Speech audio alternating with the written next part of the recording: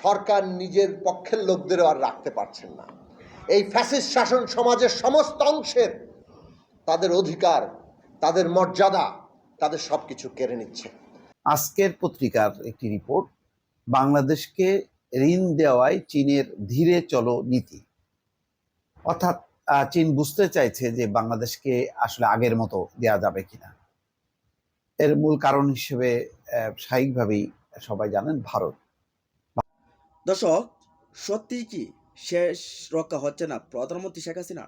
তাহলে কি কোনো গোপন বার্তা রয়েছে কিনা, এ বিষয়ে একটা গুরুত্বপূর্ণ ভিডিও থাকছে। তার সাথে সাথে আরেকটা বিষয়, যেটা প্রধানমন্ত্রী কি সত্যি খালি হাতে ফিরে এসেছেন চীন থেকে, এ বিষয়ে প্রখ্যাত সাংবাদিক মোস্তফা ফিরোজ তিনি গুরুত্বপূর্ণ তথ্য দিচ্ছেন।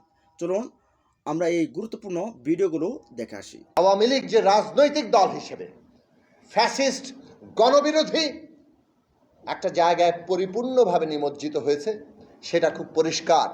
বাংলাদেশে গণতান্ত্রিক ব্যবস্থা নির্মাণের ক্ষেত্রে তাদের কোনো প্রস্তাব নেই। তাদের প্রস্তাব হচ্ছে এই জমিদারি, এই ফ্যাসিস্ট বন্দোবস্ত এটাই চলতে থাকবে, এটাই চিরস্থায়ী হবে। কাজেই বাংলাদেশের মানুষের কাছে নতুন করে আমাদের এই ডাক নিয়ে যেতে হবে, জাগ্রত করতে হবে। সমাজের নানান অংশ আজকে জেগে উঠছে, বিশেষভাবে ছাত্র সমাজ যেভাবে জেগে উঠেছে, শিক্ষকরা পর্যন্ত আন্দোলন করছে। সরকার নিজের পক্ষের লোকদেরও আর রাখতে পারছেন না। এই ফ্যাসিস্ট শাসন সমাজের সমস্ত অংশের তাদের অধিকার, তাদের মর্যাদা, তাদের সবকিছু কেড়ে নিচ্ছে। এই লড়াইগুলো আরো জোরদার হবে। ওবায়দুল কাদের সাহেব বলছেন ছাত্ররা নাকি আদালতের মুখোমুখি দাঁড়িয়ে যাচ্ছে। আমরা দেখতে পাচ্ছি এই সরকার তারা নানাভাবে ষড়যন্ত্রমূলকভাবে এই বাংলাদেশের ছাত্র সমাজকে তাদের একটা ন্যায্য আন্দোলন, কোটা আন্দোলন, যেটা 18 সালে ফয়সালা হয়ে গেছিল, তাকে নানাভাবে আদালতের মুখোমুখি দাঁড় করিয়ে দেওয়ার চেষ্টা করছেন। এখন জন্ম সনদ দিয়ে খোলো বিকাশ স্টুডেন্ট অ্যাকাউন্ট। এইভাবে আজকে তাদেরকে বঞ্চিত করা, তাদের সাথে প্রতারণা করার কোনো চেষ্টা যাতে সরকার না করেন, সেই সতর্কতা থাকতে হবে। আজকে বাংলাদেশের মানুষ বেগম খালেদা জিয়ার মুক্তির জন্য কথা বলছেন।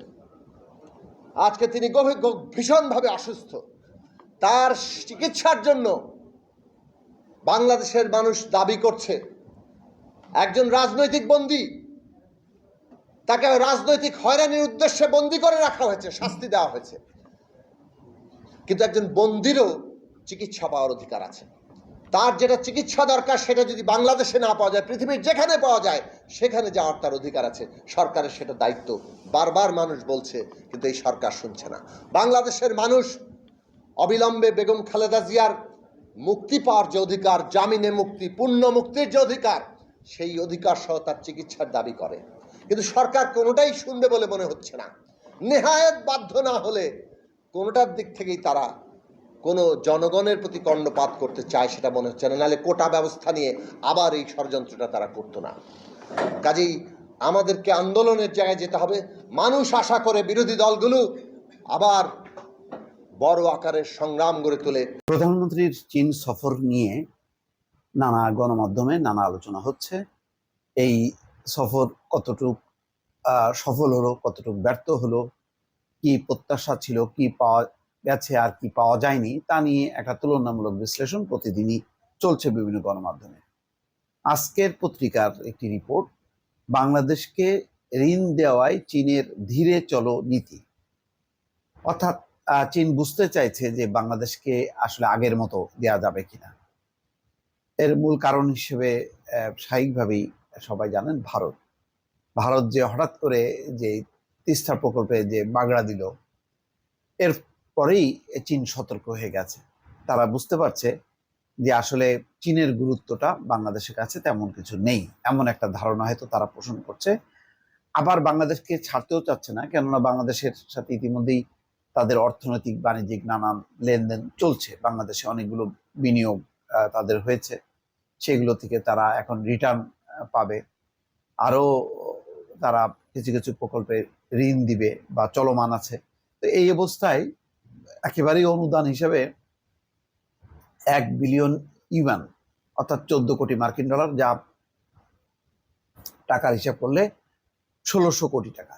তো ১৬০০ কোটি টাকা এটা নিয়েও বেশ হাসি তামাশা চলছে, যেখানে বলা হচ্ছে বাংলাদেশে বেশ কয়েকজন ধনী আছে, তাদের কাছ থেকেই সরকার লোন নিতে পারত এই পরিমাণ টাকা।